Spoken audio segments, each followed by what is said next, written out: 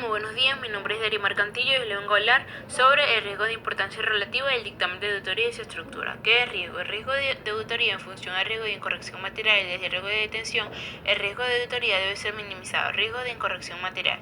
Se trata del riesgo de que los estados financieros puedan hacer alguna incorrección significativa de forma previa a la auditoría. Riesgo de detención. Se trata de los riesgos que los procedimientos desarrollados por el auditor pueda detectar la incorrección material y alertar a la entidad de error. El riesgo de control. Este riesgo no se ha detectado y corregido por el control interno de la entidad. Riesgo inherente. Es el riesgo de error significativo que determina propia actividad a la empresa que pueda ser más o menos compleja. ¿Cómo se mide la importancia relativa? Para calcular la importancia relativa se debe elegir la magnitud de referencia activos, pasivos, patrimonio neto, la cual deberá ser multiplicada por un porcentaje establecido previamente. Ambos factores son determinados bajo el juicio del auditor. ¿Quién la determina? El auditor debe considerar el riesgo de auditoría y debe determinar el nivel de la importancia relativa de los estados financieros tomados con un todo en el propósito de determinar el alcance, la naturaleza y los procedimientos de evaluación del riesgo. ¿Cuál es su importancia? La importancia relativa es un principio recogido con el Plan General Contable que refleja que la contabilidad debe reconocer y presentar hechos de acuerdo a su importancia relativa. En concreto, este principio establece que es admisible lo más aplicable de un principio de criterio contable cuando la importancia relativa en términos cuantitativos o cualitativos sea escasamente significativa, siempre al cual no se altere la imagen fiel. Ejemplo de importancia relativa.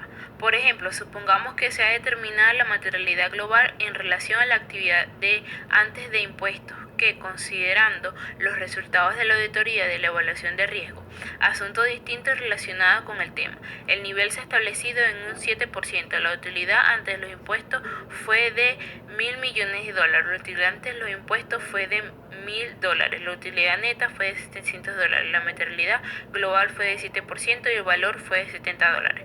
En la auditoría se encontraron tres errores como, por ejemplo, $25.000 millones, otro por $10.000 millones y otro por $20.000 millones. La suma de estos errores es de $55.000 millones. En primera instancia, asumiríamos que como este valor es inferior a la materialidad de $70.000 millones, no haríamos ninguna salvedad en su opinión. Dictamen de auditoría y su estructura. ¿Qué es el dictamen de auditoría? El dictamen de auditoría es el documento que describe la naturaleza y alcance del examen de los estados financieros de una entidad, presenta la opinión del contador público independientemente sobre los financieros que ha examinado. ¿Cómo está estructurada? La estructura del dictamen de auditoría consta de 3 partes y 7 elementos. Primera parte, título. Se requiere usar un título apropiado que permita al usuario identificar el dictamen de auditor y distinguirlo en forma precisa y diferencial de otros informes producidos por la administración.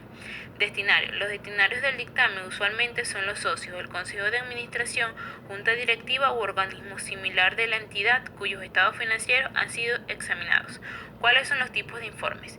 Tipos de informe. Opinión de autor. Esta opinión puede ser de 4 formas: opinión favorable, opinión con salvedades, opinión denegada y opinión desfavorable, no permitiéndose la expresión de opiniones parciales, pero sí se pueden emitir certificaciones sobre hechos concretos. Opinión favorable. Se emite en aquellas auditorías de cuentas que, habiéndose aplicado todos los procedimientos de auditoría, los mismos han sido satisfactorias, no existiendo limitaciones al alcance del trabajo del auditor.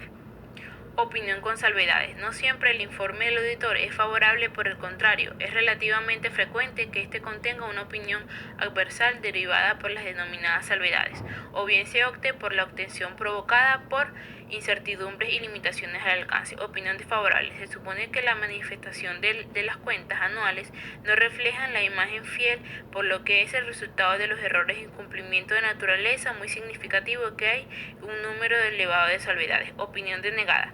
Se emplea para indicar que después de realizar la auditoría de cuenta y el auditor no ha sido capaz de formarse una opinión sobre la situación que refleja la contabilidad de la empresa por limitaciones de alcance. NIA 700 define las responsabilidades del auditor para formar una opinión sobre los estados financieros y menciona cómo debe ser la presentación y el contenido de informe de auditoría, que incluye la opinión emitida como resultado de la auditoría de los estados financieros de una entidad. Muchas gracias.